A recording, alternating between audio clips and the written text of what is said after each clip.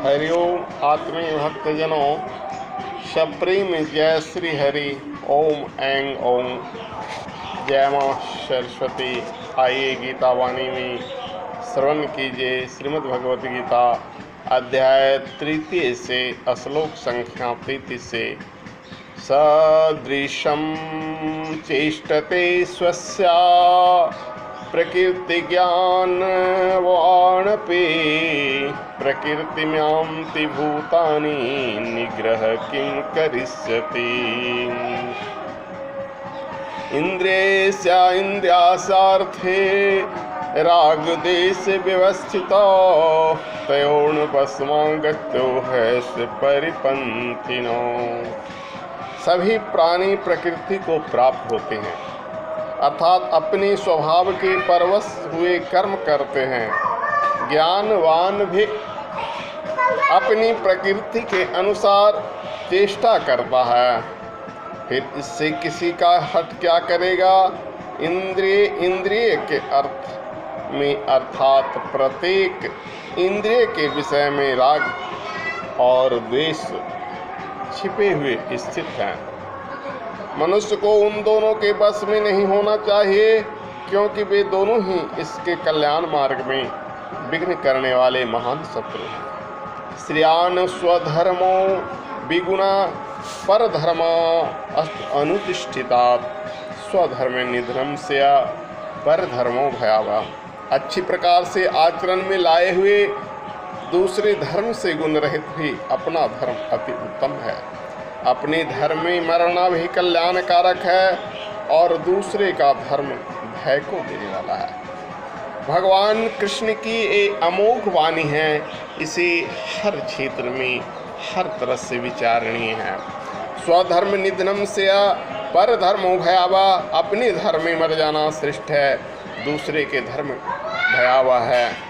तो इस पर जो है विचार करें। वहाँ अर्जुन को कहा गया है, अर्जुन का क्षत्रिय धर्म है युद्ध करना, इसलिए अर्जुन को कहा गया कि युद्ध में डटे रहो, हे तुम अन्य धर्म पर विचार करो। वैसे ही अनधर्मावलंबी यानी सनातन धर्मावलंबी ध्यान दें, अपना धर्म से बढ़कर कोई दूसरा धर्म नहीं है। इसी ढंग से सनातन धर्म में जिनका जो पंथ है वो किसी दूसरे पंथ में प्रलोभन से न आए। वैष्णव हैं तो अपने वैष्णव धर्म पर ही स्थित रहें, शैव हैं तो शैव पर रहें, गानपत हैं गानपत पर रहें, क्योंकि आप जिस मार्ग में दीक्षित हुए हो वही मार्ग आपके लिए सर्वश्रेष्ठ है। दूसरे मार्ग की अनुसरण मत करो, दूसरे मार्ग का अनुकरण मत करो। आजकल होता क्या है, बहुत सारे बाबाओं के चेला बनते हैं, बहुत सारे बाबाओं के प्रवचन सुनते हैं तो अपनी गुरु के भूल जाते हैं, आज इनका और कल उनका। इस तरह से इष्ट बदलते रहते हैं, गुरु बदलते रहते हैं। वैसे मनुष्य नरक के मार्ग में जाते हैं। वैसे मनुष्य कहीं का नहीं रहते हैं जो नित्य प्रति अपने गुरु और अपने इष्ट को बदलते हैं। किसी एक इष्ट का बनकर रहो, अपनी धर्म पर स्थित रहो। आगे अर्जुन क्या कहते हैं सो सुने। अर्जुन वाच अथ केन प्रयुक्तोऽयं पापं चरति पुरुषः अनिच्छन्नापि वार्ष्णे बलादि विनियोजितम्।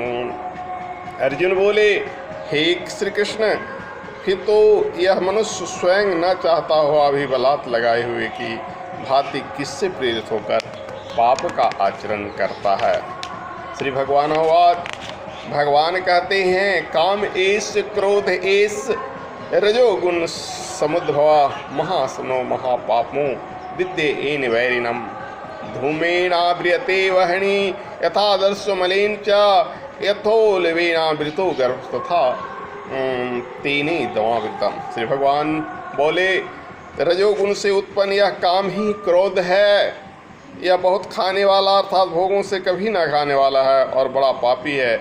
इसको ही तो इस विषय में बैरी जा। जिस प्रकार धुएं से अग्नि और मैल से दर्पण ढका हुआ रहता है, उसी प्रकार जिस प्रकार जीर से गर्भ ढका रहता है, वैसे ही काम के द्वारा ज्ञान ढक जाता है। जब मनुष्य कामांध हो जाता है तो वह दुनिया में अन्य कुछ भी उसे नहीं नजर आता है।